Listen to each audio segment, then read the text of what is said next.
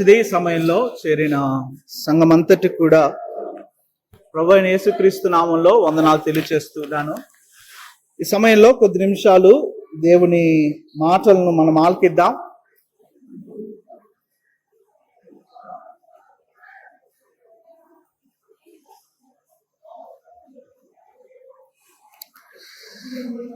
కొన్ని వచనాలను మనం చదువుదాం. దయచేసి జాగ్రత్తగా ఆలకించవలసిందిగా మనవి. ద్వితీయోపదేశ కాండము 9వ అధ్యాయము 9వ వచనం. ద్వితీయోపదేశ కాండము 9వ అధ్యాయము 9వ వచనము. ఆ రాతి పలకలు అనగా యెహోవా మీతో చేసిన నిబంధన సంబంధమైన పలకలను తీసుకొనుటకు నేను కొండెక్కినప్పుడు అన్నపానములు మాని ఆ కొండ మీద 40 పగళ్ళు 40 రాత్రులుంటిని. అదే రీతిగా 18వ వచనాన్ని మనం చదువుదాం. 18వ వచనం. మీరు యెహోవా దృష్టికి ఆ చెడు నడత నడిచి చేసిన మీ సమస్త పాపముల వలన ఆయనకు కోపము పుట్టింపగా చూచి మునుపటి వలె అన్నపానములు మాని 40 పగళ్ళు 40 రాత్రులు నేను యెహోవా సన్నిధిని సాగిల పడితిని. అదే రీతిగా మరొక మాటను కూడా చదువుదాం. 25వ వచనము మరియు 26వ వచనము. కాగా నేను మునుపు సాగిల పడినట్లు యెహోవా సన్నిధిని 40 పగళ్ళు 40 రాత్రులు సాగిల పడితిని. యెహోవా మిమ్మును నశింపజేసేదనగా నేను యెహోవాను ప్రార్థించుచు ఇలాగు చెప్పితిని.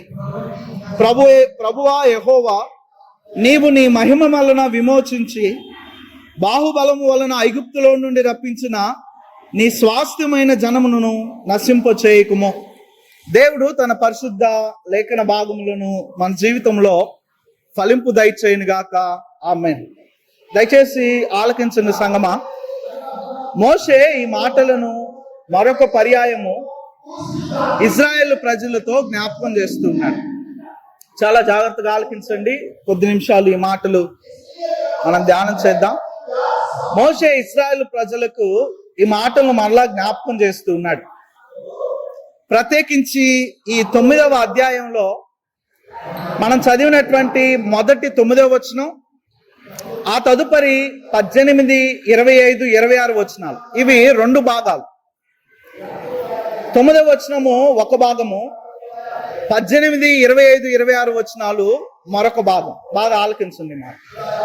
9వ వచనంలో మనం చాలా జాగ్రత్తగా గమనిస్తే మోషే 40 రాత్రులు 40 పగళ్ళు అంటే 40 దినాలు అన్నపానములు మానాడు అనే మాట చూస్తున్నాం.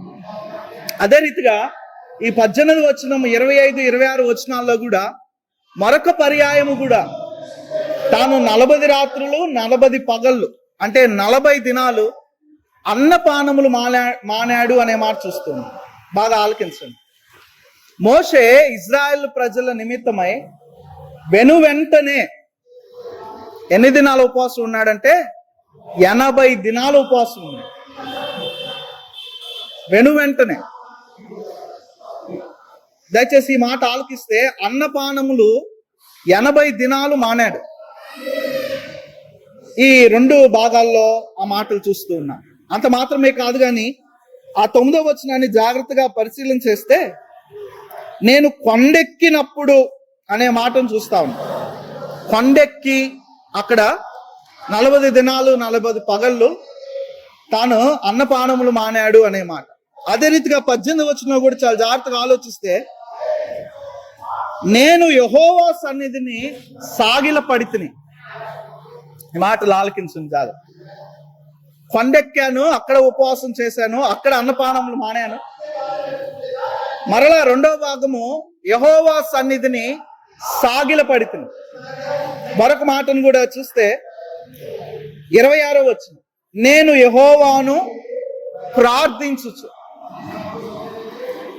మోషే 2 పర్యాయాలు వారి కోసం 40 దినాలు అంటే 80 దినాలు అన్నపానములు మానాడు. కేవలం అన్నపానములు మానడమే కాదు, యెహోవా సన్నిధిన సాగిల పడ్డాడు. అదే రీతిగా మరొకటి ఏంటి, యెహోవాకు ప్రార్థించాడు. ఈ మాటలు ఏం జ్ఞాపకం చేస్తున్నాయంటే, ఉపవాసం అంటే కేవలం అన్నము పానము మానడం కాదు. ఇది మోషే జ్ఞాపకం చేస్తున్న మాట. అన్నము పానము మానడం మాత్రమే కాదు, కొండ ఎక్కడం అంటే దేవుని సరిహద్దు అది అక్కడ. అదే మరొక మాటలో యెహోవా ఎదుట సాగిలి పడ్డాననే మాట రాశాడు. అంటే రెండు సందర్భాలలో కూడా అన్నపానములు మానడం జ్ఞాపకం చేస్తా ఉన్నాడు. రెండు సందర్భాలలో కూడా యెహోవా ఎదుట సాగిలి పడ్డాననే మాట జ్ఞాపకం చేస్తా ఉన్నాడు. రెండు సందర్భాలలో కూడా యెహోవాకు ప్రార్థించుచు అనే మాట జ్ఞాపకం చేస్తున్నాడు. బాగా ఆలకించింది సంగమా.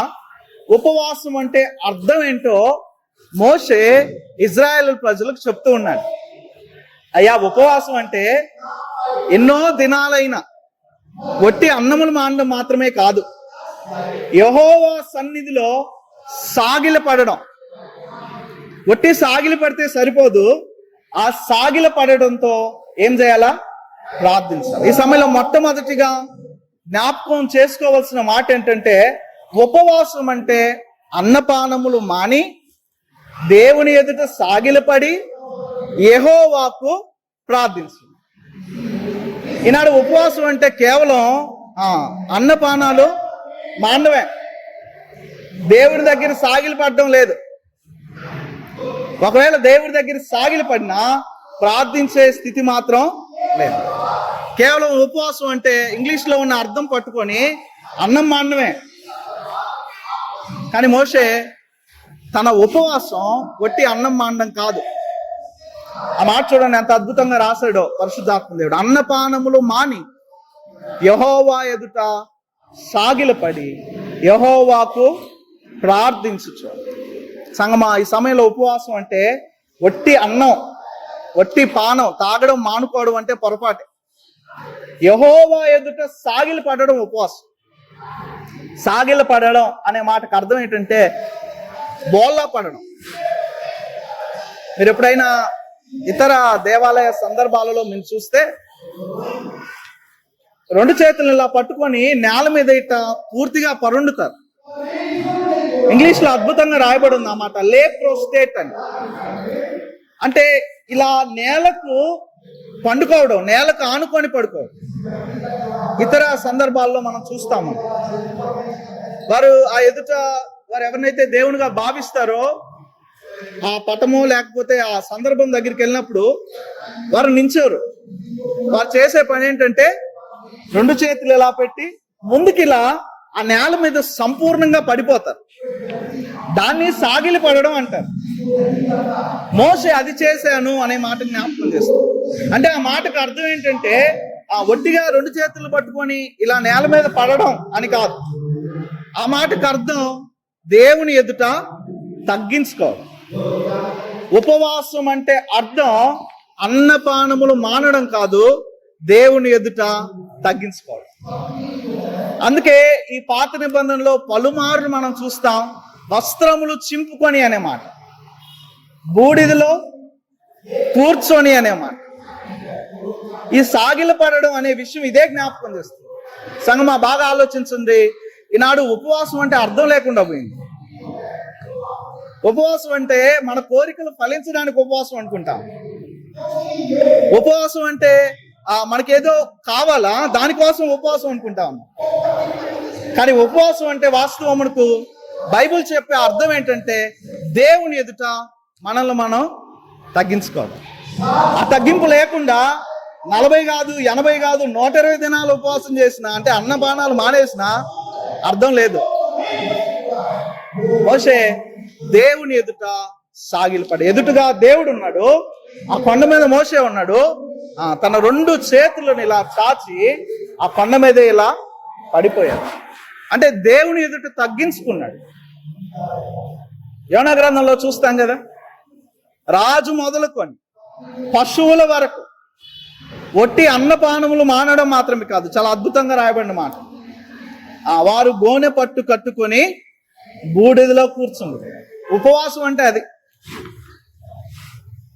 ఒకవేళ అన్న పానం మానేయడమే ఉపవాసం అనుకుంటే కొంతమంది రోజు ఉపవాసం చేస్తారు. మీకు తెలుసో లేదో 1 డే మీల్ అని ఉంటుంది. అంటే పూటకి ఒక రోజు మాత్రమే తినే. మీరు ఎప్పుడైనా వినుంటారు ఈ మాట. 0 సైజ్ అనే సందర్భం కోసం రోజుకి ఒక పూట మాత్రమే తింటారు. వాళ్ళు రోజు చేస్తారు అలా అనుకుంటే ఉపవాసం.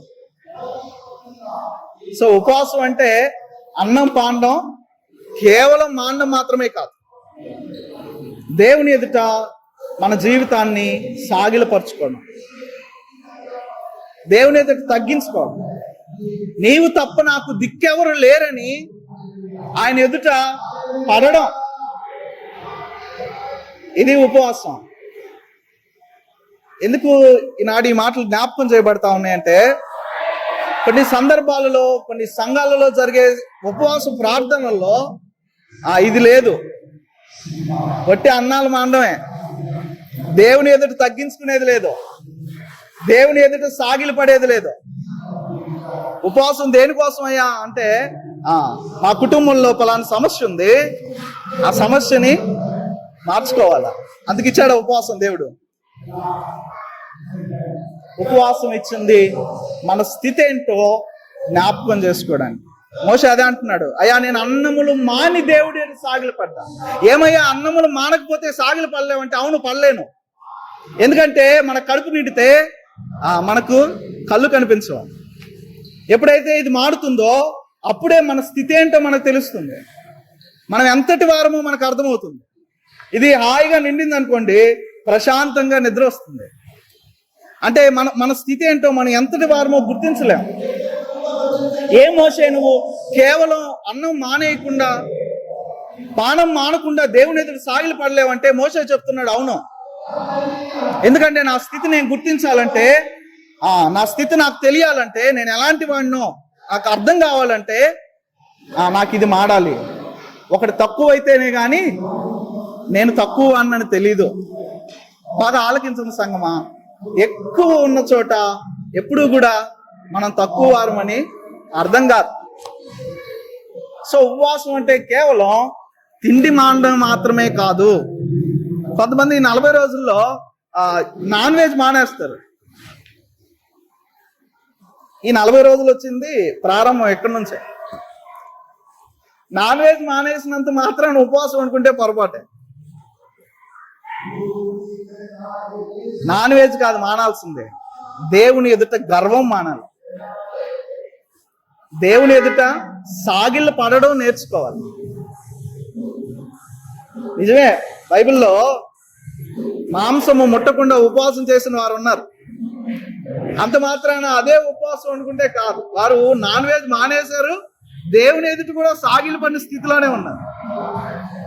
నెక్స్ట్ ఆలకించండి 3వ మాట, యెహోవాకు ప్రార్థించు. ఎందుకు ఈ మాటలన్నీ కూడా ఒక క్రమానికి సంబంధించింది. ఎప్పుడైతే మనం ఆహారాన్ని మానేస్తామో అప్పుడే దేవుని ఎదుట సాగిలు పడతాం.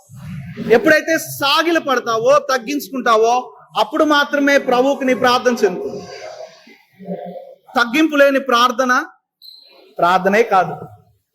అందుకే మోషే అంటున్నాడు, అయ్యా నేను అన్నపానాలు మానాలి, ప్రభు దగ్గర తగ్గించుకోవాలి, ఆ తర్వాతే నేను ప్రార్థించాలి, అప్పుడే నేను ప్రార్థిస్తున్నాను. ఎందుకంటే ఆ తగ్గింపు లేని ప్రార్థన పరిసేను ప్రార్థనే. ఏమయ్యా సుంకరి, నువ్వు ఆకాశం వైపు కన్నులెత్తుటకైనా నువ్వు ధైర్యం చాలకుండా అంత ప్రార్థన చేయాల్సిన అవసరం నీకే ఉంది. ఎందుకంటే దేవుని ఎదుట తగ్గించుకోకుండా, దేవుని ఎదుట సాగిలు పడకుండా చేసేది అది ప్రార్థన కాదు. దేవా నేను చిన్నవాడిని, నా స్థితి ఇది అని గొప్పవాడినైనా దేవుని దగ్గర చేస్తే ఆ విధానం ఏదైతే ఉందో అదే ప్రార్థన. దేవుని ప్లీజ్ చేయడం, దేవుణ్ణి అడగడం. ఇప్పుడు ఒక అధికారి ఉన్నాడు, ఆ వ్యక్తి దగ్గరికి వెళ్ళి కాలు మీద కాలు వేసుకొని నాకు పలాంది కావాలంటే ఎలా ఉంటుంది? ఆ కుర్చీ తీసి ముందు నువ్వు బయటకు పోరా అని మెడబట్టుకుంటాడు. మరి ఈ దేవుడు సర్వలోకానికి అధిపతి కదా, సర్వలోకానికి శక్తిమంతుడు కదా, అన్నిటికంటే ఈయనే మొదటివాడు కదా, ఈయనే సర్వ అధికారం గలవాడు కదా. మరి ఆయన ఎదుట మనం తగ్గించుకోకుండా అది ఉపవాసం అంటే కుదురుతుందా? సో ఉపవాసం అనగా అన్నపానములు మానడం, దేవుని ఎదుట సాగిలపడడం, సాగిలపడి తగ్గించుకొని ప్రార్థించడం. మన జీవితాల్లో ఈ మూడు లేకుండా మనం ఉపవాసం ఉంటున్నాను అనుకుంటే పొరపాటు. సగం ఆలోచించండి. ప్రభువు పరిచయులు ఎవరు తిట్టలేదు. ఎందుకు తిట్టాడో తెలుసా? వారు ముఖాన్నంతా చిందరబందరగా చేసుకొని, జుట్టునంతా చిందరబందరగా చేసుకొని, స్నానం చేయకుండా మురికిగా ఉండి ఈ మూడు పాటించలా. అందుకే ప్రభు అన్నాడు, మీరు ముందు వెళ్ళి మీ ముఖాలు కడుక్కోండి, మీరు ముందు వెళ్ళి మీరు తలంటూ స్నానం చేయండి. ఇంకోటి ఏంటంటే మీరు చేసే ఉపవాసం అసలు ఎవరికి తెలియనివ్వకుండా చేయాల. ఎందుకంటే ఆ దేవుడు రహస్యమందు చూచే దేవుడు. మరి రహస్యమందు చూసే దేవుడికి నేను అంతగా ఉపవాసం ఉంటున్నా, నేను నాన్ వెజ్ మానేసా, నేను అది మానేసా, ఇది మానేసా, ఇన్ని దినాలు చేస్తున్నా, ఈ ఉపవాసం ప్రభువుకు చెందుతుందా? బహిరంగంగా చేసే ఉపవాసం ప్రభువుకు చెందదు. ఎందుకంటే ఆయన రహస్యమందు చూచు అంటే. సంగమా, ఈ సమయంలో జ్ఞాపకం చేయాలనుకున్న మొదటి మాట, ఉపవాసం అంటే ఏంటి? ఒట్టి అన్నపానాలు మానడం అయితే కాదు, దేవుని ఎదుట తగ్గించుకోవడం. మూడవది ప్రార్థించడం, దేవునితో సహవాసం, దేవునితో సహవాసం చేయడం. దేవునితో సహవాసం లేకుండా ఎన్ని మానేసినా, ఎన్ని దినాలు మానేసినా అది ఉపవాసం అయితే అనిపించదు. ఈ సమయంలో మనం ఇలాంటి ఉపవాసం చేస్తున్నామా అనే ఆలోచన చేయాలి. దయచేసి మనం ఆలోచన చేస్తే మోషే 2 పర్యాయాలు 80 దినాలు వెంటనే తాను ఈ రీతిగా ఉపవాసం చేసిన స్థితిలో ఉన్నాడు. మరలా ఈ మాటలు ఆలోచన చేస్తే అన్నపానాలు మానడం, సాగిలపడడం, తగ్గించుకోవడం, ప్రార్థించడం అనే మాట. రెండవ విషయాన్ని మనం జ్ఞాపకం చేసుకున్నాం. ఎందుకు మోషే ఈ రీతిగా ఉపవాసం చేశాడు? ఇది ప్రాముఖ్యం. ఉపవాసం అంటే ఏంటి? మోషే ఎందుకు ఉపవాసం చేశాడు? మనం ఎందుకు ఉపవాసం చేయాలి? మోషే ఎందుకు చేశాడో మనకు తెలిస్తే మనం ఎందుకు ఉపవాసం చేయాలనే దానికి అర్థం వస్తుంది. దయచేసి చూద్దాం మోషే ఎందుకు ఉపవాసం చేశాడు. 8వ వచనం 9వ వచనాన్ని మనం చదువుదాం. హోరేబులో మీరు యెహోవాకు కోపం పుట్టించినప్పుడు యెహోవా మిమ్మును నశింపజేయనంత కోపము మీ మీద తెచ్చుకొనెను. ఆ రాతి పలకలు అనగా యెహోవా మీతో చేసిన నిబంధన సంబంధమైన పలకలను తీసుకొనుటకు నేను కొండెక్కినప్పుడు అన్నపానములు మాని ఆ కొండ మీద 40 పగళ్ళు 40 రాత్రులు ఉంటిని. ఇక్కడ మోషే ఎందుకు ఉపవాసం చేస్తూ ఉన్నాడో 2 విషయాలను చెప్పాడు. మొదటిది ఏంటంటే, ఇజ్రాయెల్ ప్రజలు దేవునికి ఏం పుట్టించారు? కోపం పుట్టించారు. మనం చేసే ఉపవాసానికి, బైబిల్లో ఉన్న ఉపవాసానికి సంబంధమే లేదు. మోషే చేసిన ఉపవాసం ఇజ్రాయేలులు దేవునికి కోపం పుట్టించినందుకు. ఆ తదుపరి 2వ విషయం చెప్పాడు. దేవునికి కోపం పుట్టినందున దేవుడు ఏం చేయాలనుకున్నాడంట? మోషే ఉపవాసం చేసింది ఎందుకు? దేవునికి కోపం పుట్టింది, దేవుడు నశింపు చేయాలనుకున్నాడు. మరి మోషే ఏం చేయాలనుకున్నాడు అంటే, వారిని నశింప చేయకుండా దేవుడి నుంచి కాపాలనుకున్నాడు. సంగమా, మోషే ఉపవాసం చేసిన దానికి 3 కారణాలు ఉన్నాయి. ఒకటి, దేవుడు కోపపడ్డాడు. రెండవది, దేవుడు కోపపడి నాశనం చేయాలనుకున్నాడు. మూడవది, మోషే వారు నాశనం కాకుండా దేవుడి నుంచి మనస్సును మార్చాలనుకున్నాడు. బాగా ఆలకించండి మాట. మోషే ఉపవాసం తన ఇంట్లో అవసరాల కోసం చేయట్లా, తన కోరికలు సఫలపరచుకోవడానికి చేయట్లా. తన ఉపవాసం దేనికోసం అంటే, దేవుడు తన ప్రజలను నాశనం చేయాలనుకున్నప్పుడు నాశనం కాకుండా ఉంచడం కోసం. చూడండి, మరికొన్ని మాటలు మనం చదివితే స్పష్టంగా అర్థమవుతుంది. 18వ వచనం, 19వ వచనం, 20వ వచనం. మీరు యెహోవా దృష్టికి ఆ చెడు నడత నడిచి చేసిన నీ సమస్త పాపముల వలన ఆయనకు కోపము పుట్టింపగా చూచి మునపటి వలె అన్నపానములు మాని 40 పగళ్ళు 40 రాత్రులు నేను ఆ యెహోవా సన్నిధిన ఎందుకు ఉపవాసం? దేవుని దృష్టికి చెడుతనం నడిచి వారు ఏం చేశారు? పాపం చేశారు. పాపం చేసి దేవునికి కోపం పుట్టించారు. కోపం పుట్టించినప్పుడు దేవుడు ఏం చేయాలనుకుంటున్నాడట? నాశనం చేయాలనుకుంటున్నాడు. 19వ వచనం చూడండి అన్నమాట. ఏలయనగా మిమ్మును నశింపజేయవలనని కోపపడిన యెహోవా కోపోద్రేకమును చూచి భయపడితిని. ఆ కాలమందున యెహోవా నా మనవి ఆలకించును. 3 అర్థాలు వచ్చేసాయి ఇక్కడ. ఎందుకు చేసావు మోషే నువ్వు ఉపవాసం? ఎందుకు దేవుని ఎదుట తగ్గించుకున్నావు? దేవుని ఎదుట ఎందుకు ప్రార్థించావు? ఎందుకు నువ్వు అన్నపానాలు మానేవంటే మోషే చెప్తున్న 3 విషయాలు ఏంటంటే, అయ్యా ఈ ప్రజలు దేవునికి కోపం పుట్టించారు. అయ్యా ఈ ప్రజలు కోపము పుట్టించినందున దేవుడు వారిని నాశనం చేయాలనుకున్నాడు. ఆ నాశనం నుంచి తప్పించడానికే నేను ఉపవాసం చేశాను. బాగా ఆలకించండి సంగమా. మోషే ఉపవాసం దేవుని కోపాన్ని తప్పించడానికి. మోషే చేసిన ఈ ఉపవాసం దేవుడు నశింపజేస్తున్న విధం నుంచి వారిని తప్పించడానికి.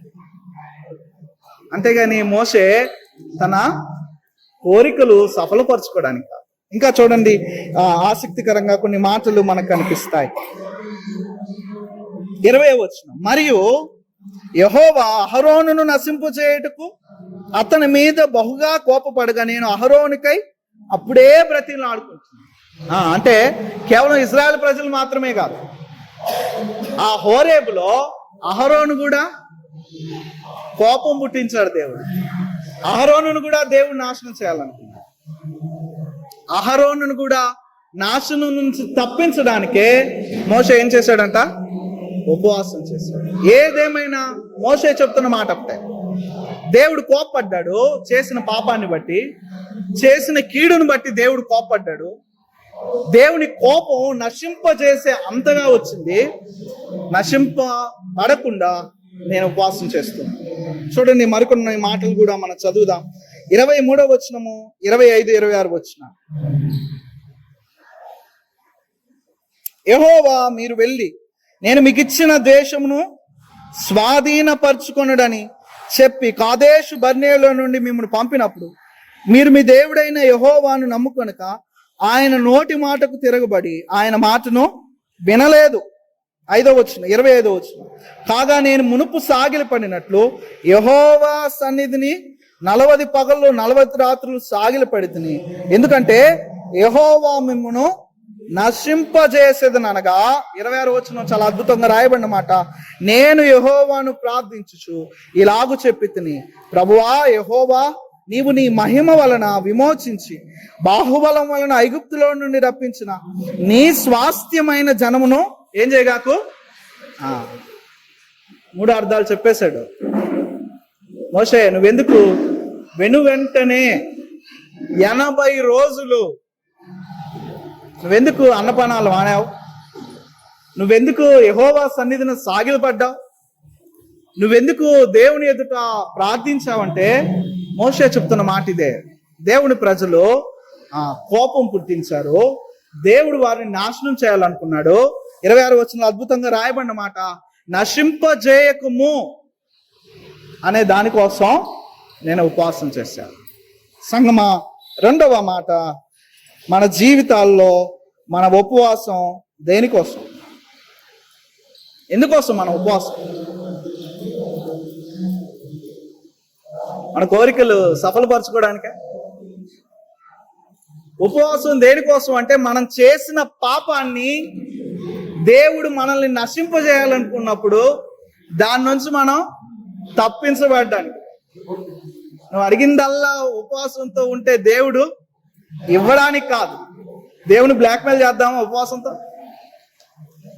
నేను అన్నం తినకుండా ఉంటాను, నిన్ను అడుగుతాను, నువ్వు అని బ్లాక్మెయిల్ చేద్దామా?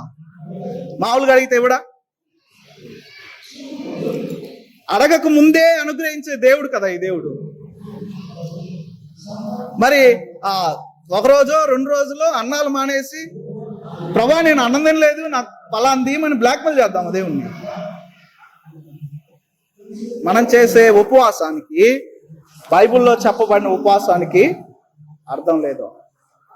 యోనా గ్రంథంలో నినివే ప్రజలు ఎందుకు చేశారు ఉపవాసం? వారు చేసిన పాపాన్ని బట్టి దేవుడు ఏం చేయాలనుకున్నాడు? నాశనం చేయాలనుకున్నాడు. ఆ నాశనం నుంచి తప్పించుకోవడానికి ఉపవాసం. సంగమా ఆలకించండి, మనం చేసిన పాపం నుంచి దేవుడు మనల్ని నశింపు చేయకుండా ఉండడం కోసం ఉపవాసం. అంతేకాని మనం ఆస్తి సంపాదించుకోవడానికో, అంతస్తు సంపాదించుకోవడానికో, ఇక ఏమైనా సంపాదించుకోవడానికో ఉపవాసం అనుకుంటే పొరపాటే. మనం అనుకుంటున్నాం అంతే, ఒక పూట మానేసి దేవుడిని అడిగితే దేవుడు ఇచ్చేస్తున్నాడని. కాదు, నువ్వు వట్టిగా అడుగుతున్నావు, దేవుడు ఇస్తున్నాడు అంతే. అంతేగాని మనమేదో దీక్షగా మనం మానేసి చేస్తున్న దాన్ని బట్టిస్తున్నాడు అనుకుంటే పొరపాటు. ఈ సమయంలో ఈ ప్రశ్న మన జీవితాల్లో వేసుకోవాలి. మనం ఎందుకు ఉపవాసం ఉంటున్నాం? మన ఉపవాసం దేనికోసం? ఇదే బాధ. ఉపవాస కూడికలు జరుగుతాయి, కానీ ఉపవాస కూడికలు దేనికోసమో తెలీదు.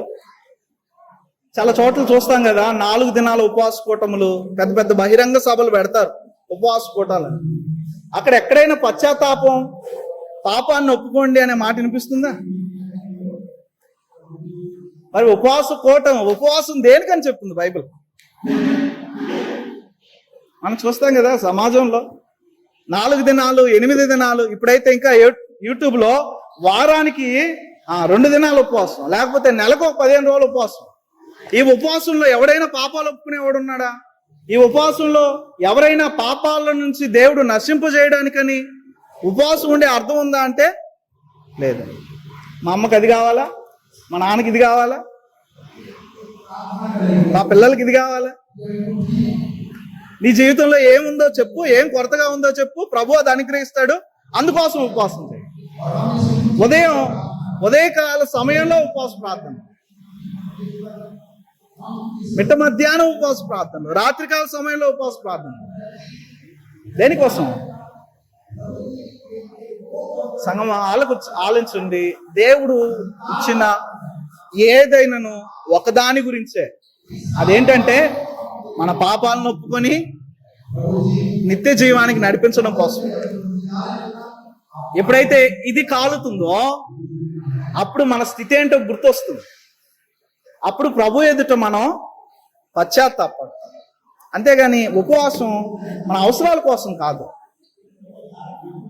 ఉపవాసం మనం ఏదో పొందుకోవడానికి కోసం కాదు, మన జీవితాన్ని, మన బ్రతుకును మార్చుకోవడానికి.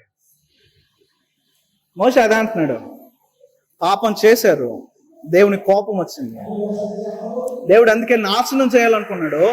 నాశనం నుంచి ఉపవాసం నాశనం నుంచి తప్పించబడ్డానికే. మనం దేవుని ఎదుట సాగిలపడే మనం చేసే ఈ ప్రార్థన అనే ఉపవాసం దేనికోసం? మన ఉపవాసంలో ఎప్పుడైనా ప్రభువా నేను పాపిని, నన్ను క్షమించు, పాపం చేసినందున నేను మరణం అనే జీతాన్ని పొందుకోవాలి, తప్పక ఆ పాపపు దానికి సంబంధించిన వాటన్నిటిని అనుభవించాల్సిందే, అలా నన్ను నశింపు చేయకుండా తప్పించు ప్రభువా అని ఎప్పుడైనా మనం ఉపవాస ప్రార్థనలో ఉందా? ఎంత దౌర్భాగ్యం అంటే ఈ 40 దినాల సందర్భంలో ఈ భస్మ బుధవారం రోజు ఒక టార్గెట్ ఉంటుంది. ఈ 40 దినాలు దాని గురించే ప్రార్థన. అది ఉద్యోగమో లేకపోతే ఇంకా ఏదో. ఈ 40 దినాల ఉపవాసం దేనికోసం అంటే ఆ భస్మ బుధవారం రోజు ఏదో తీర్మానం. ఇక్కడ సమస్య ఏంటంటే ఈ 40 రోజులు అయిపోయేసరికి, ఆ గుడ్ ఫ్రైడే ఈస్టర్ వచ్చేసరికి ఆ కోరిక తీరాలి. ఆ కోరిక తీరకపోతే మనం ఉపవాసం సరిగ్గా చేయలేదని అర్థం, మన ఉపవాసం గట్టిగా లేదని అర్థం, లేకపోతే ఉపవాసం సరిగ్గా ఉండలేదని అర్థం. ఆలకించండి సంగమా, వాటన్నిటికీ కాదు ఉపవాసం. ఉపవాసం ప్రభు మనల్ని రక్షించడానికి. మోషే అందుకేనా చేస్తుంది? మోషే ఎందుకు ఈ రీతిగా ఉపవాసం చేస్తా ఉన్నాడు. దేవుడు కోపం వాళ్ళ మీద రగులుకుందంట. మోషే భయపడ్డాడంట. దేవుని కోపోద్రేకము చూచి నేను భయపడి తిని. ఈ సమయంలో కొన్ని మాటలు మనం చూద్దాం. ఎందుకు దేవుని కోపం అంతగా వచ్చింది వారి మీద? దేవుడు ఎందుకు అంతగా కోపించి వారిని నాశనం చేయాలనుకున్నాడు? ఎందుకంటే 7వ వచనం చూద్దాం. చూడండి, చాలా అద్భుతంగా రాయబడిన మాట. 7వ వచనం, 9వ అధ్యాయం 7వ వచనం, ద్వితీయోపదేశకాండం. అరణ్యంలో నీవు నీ దేవుడైన యెహోవాకు కోపము పుట్టించిన సంగతిని జ్ఞాపకం చేసుకుని దాన్ని మరవద్దు. ఈ మాట చాలా జాగ్రత్తగా ఆలోచించండి సంగమా. నీవు ఐగుప్తు దేశములో నుండి బయలుదేరిన దినము మొదలుకొని ఈ స్థలమందు మీరు ప్రవేశించు వరకు ఏం చేశారు? యెహోవా మీద తిరుగుబాటు చేయుచునే. ఆ మాట సర్వసాధారణమైన మాట కాదు. బహుశా ఏమంటున్నాడు? అయ్యా, మీకోసం నేను 8 దినాలు ఎందుకు ఉపవాసం ఉన్నానంటే, ప్రారంభ దినం ఐగుప్తులో నుంచి దేవుడు ఫరో చేతిలో నుంచి విడిపించిన దినం మొదలుకొని దేవుడు కనాను అనుగ్రహించే ఈ యోర్దాను స్థలం ముందు వరకు వాళ్ళు ఏం చేస్తున్నారంట? ఈ మాట మన జీవితాలకు అన్వయించుకుంటే మనకు ఊహ వచ్చిన కాడ నుంచి ఊహ పోయేదాకా, ఐగుప్తు నుంచి కనాను దాకా మనం చేసేదేంటి? దేవునికి తిరుగుబాటు. ఈ ఉపవాసం దేనికోసం? మనం చేసే తిరుగుబాటును బట్టి దేవుడు మన మీద తిరుగుబాడకుండా. బాగా ఆలకించండి. మనం ఈ ఉపవాసం దేనికోసం అంటే, ఐగుప్తు మొదలుకొని కనాను వరకు ఇజ్రాయెల్ ప్రజలు చేసిన ప్రతి తిరుగుబాటుని ఎండగట్టడానికి. అదే అంటున్నాడు మోషే, అయ్యా మీరు కొన్ని దినాలు కాదయ్యా తిరుగుబాటు చేసింది, లేదా మీరు ఒక సమయం ఉంది కాదయ్యా, మీరు ఎప్పుడూ తిరుగుబాటే, బ్రతుకంతా తిరుగుబాటే. ఎప్పుడు దేవుడికి లోబడింది అయితే లేదు. ఇజ్రాయెల్ ప్రజలకు దేవుడిచ్చిన బిరుదేంటో తెలుసా? 13వ వచనంలో చూడండి అన్నమాట. మరియు యెహోవా, దేవుడే అంటున్నాడు, ఏమనంటున్నాడు?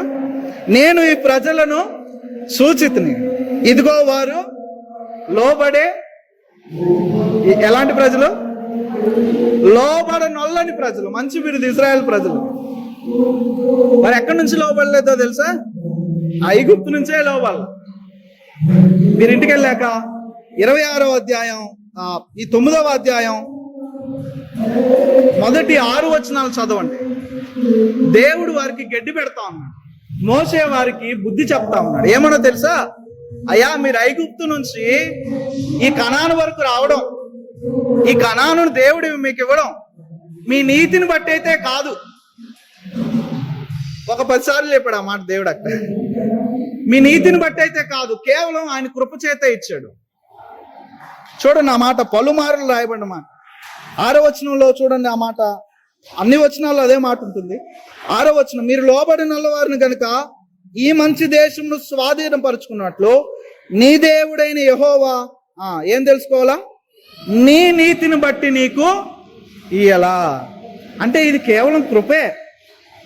దీన్నే నూతన నిబంధనలోకి వచ్చేసరికి ఏమంటారంటే, దేవుడిచ్చిన రక్షణ మన నీతిని బట్టి మనకు ఇవ్వాల. అది కేవలం కృపే. మన నీతి కార్యాలను బట్టి మనకు రక్షణ లేదు. కేవలం దేవుని కృప.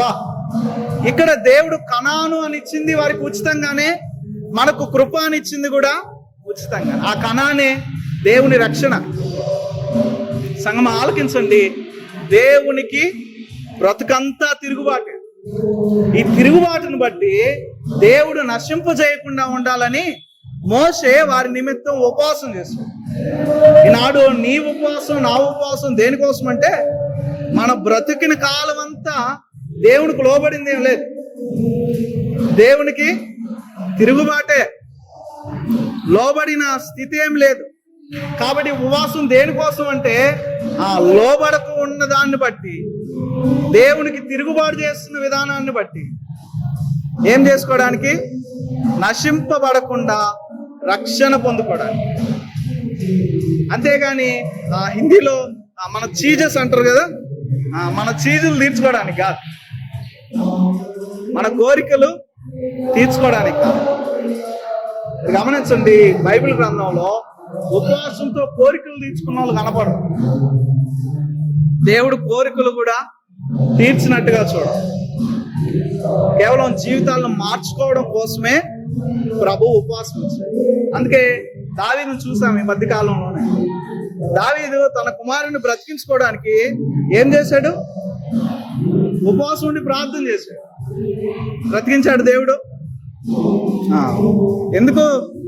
ఉపవాసం ఇంటిలో కార్యాల కోసం కాదు, ఉపవాసం మన జీవితాన్ని మార్చుకోవడం కోసం. దయచేసి ఈ మాటలు మనం ఆలోకించుదాం. 12వ వచనం చూడండి, 9వ అధ్యాయం 12వ వచనం. నీవు లేచి ఇక్కడ నుండి త్వరగా దిగుము, నీవు ఐగుప్తులో నుండి రప్పించిన నీ జనము ఏమైపోయారు? చెడిపోయారు. నేను వారికి ఆజ్ఞాపించిన త్రోవల నుండి త్వరగా తొలగి తమకు పోత బొమ్మను చేసుకొనిరని నాతో చెప్తాను.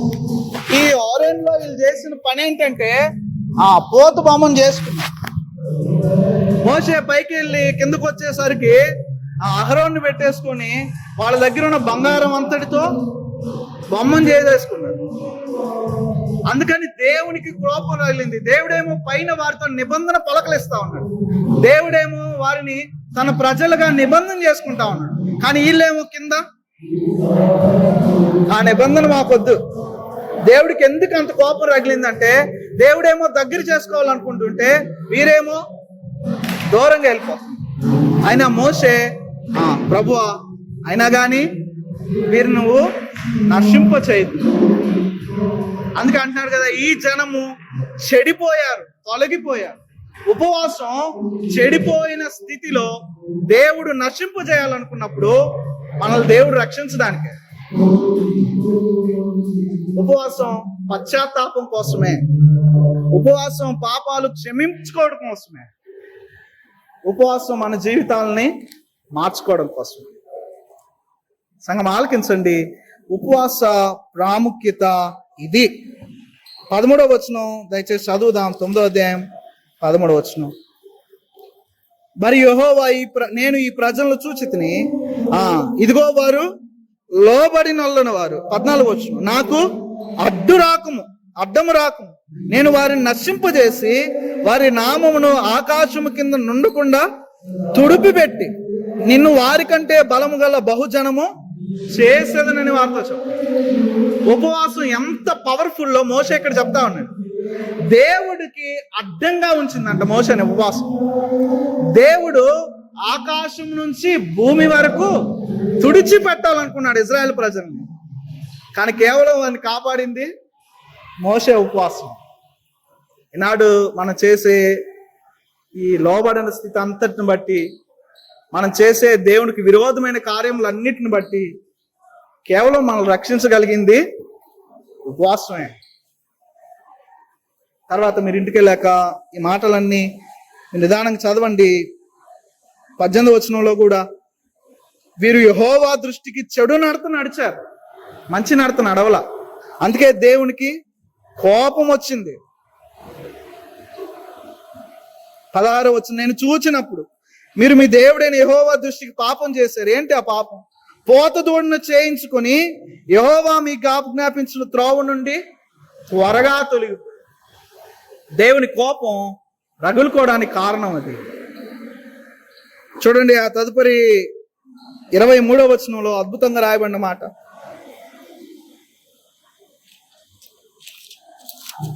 యెహోవా మీరు వెళ్ళి నేను మీకు ఇచ్చిన దేశము స్వాధీనపరచుకుని చెప్పి కాదేశు బర్నేవులను మీరు పంపినప్పుడు మీరు మీ దేవుడైన యెహోవాను నమ్ముకొనక ఆయన నోటి మాటకు తిరగబడిరి, ఆయన మాట వినలేదు. ఈ 3 స్థితులు మన జీవితంలో ఉన్నప్పుడు, ఒకటి ఆయన మాట నమ్మనప్పుడు, ఆయన మాట వినప్పుడు, ఆయన మాట విని నడవనప్పుడు, ఈ 3 మన స్థితిలో ఉన్నప్పుడు మన మీదకి వచ్చేది ఏంటంటే దేవుని కోపం. ఆ కోపం మనల్ని ఏం చేస్తుందంటే నశింపజేస్తుంది. ఆ కోపం నుంచి, ఆ నశింపు నుంచి తప్పించుకోవడానికే ఉపవాసం. అందుకే మోషే 26వ వచనంలో ఆ మాటను జ్ఞాపకం చేశాడు. చివరికి ఒక మాటను చూద్దాం. 10వ అధ్యాయం 10వ వచనం. నేను మునపటి వలె 40 పగళ్ళను 40 రాత్రులు కొండ మీద ఉండగా యెహోవా కాలమును నా మనవి ఆలకించి నిన్ను నశింపజేయుట మరలా మూడోసారి, మరలా 40 దినాలు. మొత్తం ఒకే సమయంలో మోషే ఎన్ని దినాలు ఉపవాసం ఉన్నాడు తెలుసా? 4 మూళ్ళు ఎంత? 4 మూళ్ళు 12, 120 దినాలు. అంతేనా? 120 దినాలు ఉపవాసం ఉన్నప్పుడు దేవుడు ఇజ్రాయెల్ ప్రజలు నశింపజేయాల. ఇది ఉపవాసం ఎందుకు ఉండాలో జ్ఞాపకం చేస్తుంది. మన ఉపవాసం దేవుడు మనల్ని నశింపజేయకుండా ఉండడం. అయితే ఒక చిన్న మాటను జ్ఞాపకం చేసి ఈ మాటలు ముగిస్తాను. ఆలకించిన సంగమా, మోషే చేసిన ఉపవాసం ప్రభు వాళ్ళ పాపాలను క్షమించేలా చేయలేదు, ఆ నాశనం నుంచి తప్పించేలా చేసింది. దానికి కారణం ఏంటంటే ఎవడి పాపాలు వాడు ఒప్పుకుంటేనే దేవుడు క్షమిస్తాడు. ఆ మాటలు సమయం అయిపోయినందుకు చదివించట్లేదు, కానీ నిర్గమ కాండంలో దేవుడు స్పష్టంగా ఆ మాటలు జ్ఞాపకం చేస్తాడు. మత్తయి సువార్త 3వ అధ్యాయంలో కూడా మనం చూస్తాం. తమ పాపములు ఒప్పుకొనొచ్చు అంటే ఎవడి పాపాలు వాడు ఒప్పుకుంటేనే దేవుడు క్షమిస్తాడు. అబ్రహాము సందర్భంలో కూడా ఆ పట్టణాన్ని రక్షించడానికి అబ్రహాం దేవునితో పెలుగులాడినప్పుడు దేవుడు ఆ పాపపు పర్యవసానాలనే మినహాయించల, కేవలం నశింపజేయని ఆ సందర్భాన్ని మాత్రమే కనపరిచాడు ఒక కుటుంబం పట్ల. ఈ సమయంలో మన ఉపవాసం దేనికోసం అంటే మన పాపాలను దేవుని ఎదుట ఒప్పుకొని మన పాపాలను బట్టి దేవుడు మనల్ని నశింపజేసే విధానం నుంచి రక్షింపబడడం. అంతేగాని మోసేలాగా వేరొకరి కోసం మనం ఉపవాసం ఉంటే వాళ్ళ పాపాలు క్షమింపబడతాను కూడా పొరపాటు. ఎందుకంటే మోషే చేసిన ఉపవాసం ఇజ్రాయెల్ పాపాలను క్షమించవు కూడా. ఎవడి పాపాలు వాడే ఒప్పుకోవాలా, వాడి పాపాలు మాత్రమే క్షమించబడతాయి. అందుకే అంటాడు మోషే నిర్గమకాండంలో ఈ మాటలు చూస్తాం. మీరు ఇంటికి వెళ్ళాక ఆ మాటలను చదవండి. నిర్గమకాండం 32వ అధ్యాయం 30వ వచనం నుంచి 35వ వచనం. అయ్యా నీ వీరిని క్షమించు, వీరి పాపం కొట్టివేయంటే ప్రభు అంటాడు, నేను ఎవరైతే పాపం చేస్తారో వారి పేరును ధర్మశాస్త్రం అనే గ్రంథం నుంచి తొలగించి వేస్తాను, అంతేగాని వాళ్ళ పాపాలను అయితే క్షమించనని ప్రభువు ఆ సమాధానాన్ని ఇస్తాడు. ఇక్కడ మోషే చేసిన ఈ ఉపవాసంలో ఆ తరం కొనసాగింపబడడానికి దేవుడు వారిని నశింపజేయకుండా కొనసాగించాడు అంతే. అంతేగాని ఇక ఏమీ కూడా వారి జీవితాల్లో ఒప్పుకోలేం లేదు. ఈనాడు ఈ ఉపవాసం దేనికోసం అంటే మన పాపాలని దేవుని ఎదుట ఒప్పుకోవడానికి, ఆ నాశనం నుంచి తప్పించబడడానికి, అంటే మన జీవితాలను మార్చుకోవడానికే ఉపవాసం. అందుకే ఉపవాసంలో ఈ 3 అర్థాలు ఉన్నాయి. ఒకటి, అన్నపానాలు మాండడం, ప్రభు ఎదుట సాగిలపడడం, ప్రార్థించడం. ఎందుకు సాగిలపడాలా? పాపాలు క్షమింపబడాలంటే తగ్గించుకోవాల్సిందే. ఎందుకు ప్రార్థించాలా? పాపాలు క్షమించబడాలంటే ఒప్పుకోవాల్సిందే. అందుకే ఉపవాసం అంటే కేవలం అన్నం మాండమే కాదు, ప్రభు ఎదుట తగ్గించుకోవడం, ప్రభు ఎదుట ప్రార్థించడం. అంటే ఉపవాసము పాపము నుంచి విడిపించడానికి, ఉపవాసము నశింపజేయకుండా రక్షింపబడడానికి. అందుకే ఉపవాసం అంటే ఏంటో అనే దాంట్లోనే ఉపవాసం ఎందుకు అనే అర్థం దాగు. ఈ 2 మాటలను మనం ఆలోచన చేయవలసిన వారమైన. ఉపవాసం అనగా, ఉపవాసం అంటే అన్నపానాలు మాండం మాత్రమే కాదు, దేవుని ఎదుట తగ్గించుకోవడం, ప్రార్థించడం. 2వ మాట, ఉపవాసం ఎందుకు చేయాలి అంటే మన జీవితాలను చేసిన పాపాలను బట్టి దేవుడు క్షమించడానికి, నశింపజేయకుండా రక్షించడానికి, కృప అనుగ్రహించడానికి. తల ఉంచుదాం. ఈ కొద్ది మాటలు దేవుడు దీవించును గాక. తల ఉంచి ప్రార్థన చేద్దాం. పాపము మరణాన్ని కొని తెస్తుంది. ఆ మరణం నుంచి దేవుడు ఈ మొదటి మరణం అయితే మనకు తప్పనిసరి, కానీ రెండవ మరణం, ఆ మరణం నుంచి తప్పించబడుటకు, నిత్య జీవంలోకి నడిపించబడుటకు, నిత్య నరకము అనే రెండవ మరణంకు మనం చేరక నిత్య జీవంలోకి నడిపించబడుటకు ఈ ఉపవాసం మనకు సహాయం చేస్తుంది. సంగమా, ప్రార్థన చేద్దాం. ఈ ఉపవాసం కేవలం మన జీవితాలను మార్చుకోవడం కోసమే, ఇంకా దేనికోసం కాదు. ఇది ఈ ఉపవాసం మన అవసరాలను తీర్చుకోవడానికి కాదు, మన కోరికలను ఫలింపు చేసుకోవడానికి కాదు, మన జీవితాన్ని ప్రభు ఎదుట మార్చుకోవడానికి, ప్రభు ఎదుట తగ్గించుకోవడానికి. ప్రార్థన చేద్దాం. తలవంచి ప్రార్థన చేద్దాం. మహాపరిశుద్ధుడా, మహోన్నతుడానికి వందనాలు. అవును మా తండ్రి, అయ్యా ఉపవాసం మా జీవితాలను మార్చుకోవడానికి, ఉపవాసం మెదడు తగ్గించుకోవడానికి, ఉపవాసం ప్రభా మీతో సహవాసం చేయడానికి, ఉపవాసం అయ్యా మా జీవితాలు నాశనం కాకుండా రక్షణలోకి నడిపించడానికి, మీ క్షమాపణ మేము పొందుకోవడానికి. మోషే అందుకే ప్రార్థించాడు, అందుకే ఉపవాసం చేశాడు. నినవే ప్రజలు అందుకే ఉపవాసం చేశాడు. మా జీవితాల్లో నాయన ఉపవాసం ఎందుకో, ఉపవాసం ఎలా చేయాలో ఈ మాటలు ఇచ్చిన విధానాన్ని బట్టి మీకు మా పాపములు మేము ఒప్పుకొనుటకు, క్షమింపబడి రక్షింపబడు ప్రభా, ఉపవాసాన్ని మా జీవితంలో కొనసాగించుటకు సహాయం దయచేయండి. మాటలన్నిటిని బట్టి మీకు వందనాలు తెలియజేస్తూ ఈ మనవులన్నీ యేసుక్రీస్తు నామములో బ్రతిమాలి అడిగి వేడుకొంచున్నాము తండ్రి. ఆమేన్.